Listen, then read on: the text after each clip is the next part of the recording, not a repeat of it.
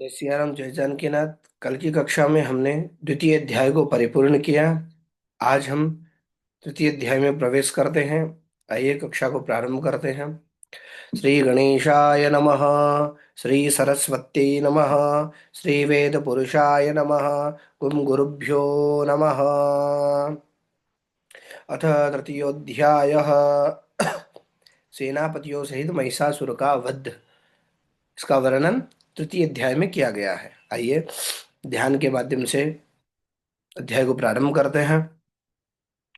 ओम उद्यद्भानुसहस्रकान्तिमरुण क्षौमां शिरो मालिकाम् रक्तालेप्तपयोधरां जपवटीं विद्यामभीतिं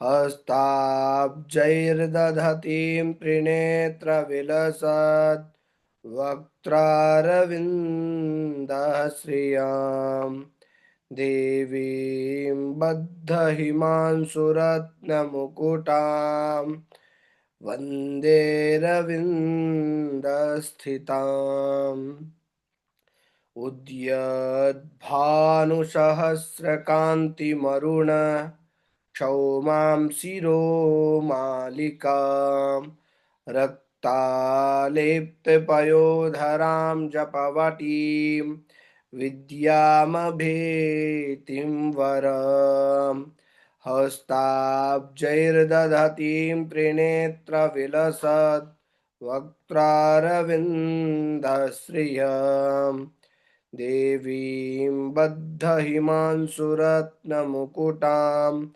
वन्दे रविन्दस्थिताम्। आइए। ओम ऋषिरुवाच निहन्यमानं तत्सैन्यमवलोक्य महासुरः सेनानीश्चक्षुरः कोपा दयौ योद्धुमथाम्बिकाम् स देवीं शर्वर्षेण ववर्ष समरेशुरः यथा मेरुगिरेः शृङ्गं तोयवर्षेण तोयदः। जगदम्बा के श्री अंगों की कांति उदय काल के सहस्रों सूर्यों के समान है। वे लाल रंग की रेशमी साड़ी पहने हुए हैं। उनके गले में मुंडमाला शोभा पा रही है। दोनों स्तनों पर रक्त चंदन का लेप लगा है। वे अपने कर कमलों में जप मालिका, विद्या और अभय तथा वर नामक मुद्राएं धारण किए हुए हैं। तीन नेत्रों से सुशोभित मुखारविंद की बड़ी शोभा हो रही है। उनके मस्तक पर चंद्रमा के साथ ही रत्नमय मुकुट बंधा है तथा वे कमल के आसन पर विराजमान है। ऐसी देवी को मैं भक्ति पूर्वक प्रणाम करता हूँ। ऋषि ने कहा ऋषि कहते हैं कि दैत्यों की इस सेना को इस प्रकार तहस नहस होते देख महादैत्य सेनापति चक्षुर क्रोध में भरकर अंबिका देवी से युद्ध करने के लिए आगे बढ़ा। वह असुर रणभूमि में देवी के ऊपर इस प्रकार बाणों की वर्षा करने लगा जैसे बादल मेरुगिरी के शिखर पर पानी की धार बरसा रहा हो। तस्य छित्त्वा ततो देवी लीलयैव सरोत्करान् जघान तुरगान् बाणैर्यन्तारं चैव वाजिनाम् चिच्छेद च धनु सद्यो ध्वजं चातिसमूर्छितम् विव्याध चैव गात्रेषु छिन्नधन्वा नमासुगैः सच्छिन्नधन्वा विरथो हताश्वो हतसारथिः अभ्यधावत तां देवीं खड्गचर्मधरोऽसुरः सिंहमाहत्य खड्गेन तीक्ष्ण धारेण मूर्धनि। आजघान भुजे सव्ये देवीमप्यतिवेगवान्। तस्याः खड्गो भुजं प्राप्य पैफाल नृपनन्दनः। ततो जग्राह शूलं च कोपादरुणलोचनः। चिक्षेप च ततस्तत्तु भद्रकाल्यां महासुरः। जाज्वल्यमानं तेजोभिः रविबिम्बमिवाम्बरात्। रविबिम्बमिवाम्बरात्। तब देवी ने अपने बाणों से उसके बाण समूह को अनायास ही काट कर उसके घोड़ों और सारथियों को भी मार डाला।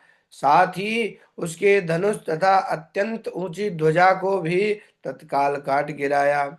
धनुष कट जाने पर उसके अंगों को अपने बाणों से बींध डाला। धनुष, रथ, घोड़े और सारथी के नष्ट हो जाने पर वह असुर ढाल और तलवार लेकर देवी की ओर दौड़ा। उसने तीखी धार वाली तलवार से सिंह के मस्तक पर चोट करके देवी की भी बाईं भुजा में बड़े वेग से प्रहार किया। राजन, देवी की बाह पर पहुंचते ही वह तलवार टूट गई। फिर तो क्रोध में लाल आंखें करके उस राक्षस ने शूल हाथ में लिया और उसे उस महादैत्य ने भगवती भद्रकाली के ऊपर चलाया। वह शूल आकाश से गिरते हुए सूर्य मंडल की भांति अपने तेज से प्रज्वलित हो उठा। दृष्ट्वा तदा पतच्छूलम् देवी शूलममुञ्चत। तच्छूलं शतधातेन नीतं स च महासुरः। हते तस्मिन् महावीर्ये महिषस्य च मूपतौ। आजगाम गजारूढश्चामरस्त्रिदशार्दनः। सोऽपि शक्तिं मुमोचाथ देव्यास्तामम्बिका द्रुतम्। हुङ्काराभिहतां भूमौ पातयामास निष्प्रभाम्। भग्नां शक्तिं निपतितां दृष्ट्वा क्रोधसमन्वितः चिक्षेप चामरः शूलं बाणैस्तदपि साक्षिणत्। ततः सिंहः समुत्पत्य गजकुम्भान्तरे स्थितः बाहुयुद्धेन युयुधे तेनोच्चैस्त्रिदशारिणा। युध्यमानौ ततस्तौ तु तस्मान्नागामहीं गतौ। युयुधातेति संरब्धौ प्रहारैरतिदारुणैः। उस शूल को अपनी ओर आते देख देवी ने भी शूल का प्रहार किया। उससे राक्षस के शूल के सैकड़ों टुकड़े हो गए। साथ ही महादैत्य चक्षुर की भी धज्जियां उड़ गई। वह प्राणों से हाथ धो बैठा। महिषासुर के सेनापति उस महापराक्रमी चक्षुर के मारे जाने पर देवताओं को पीड़ा देने वाला चामर हाथी पर चढ़कर आया।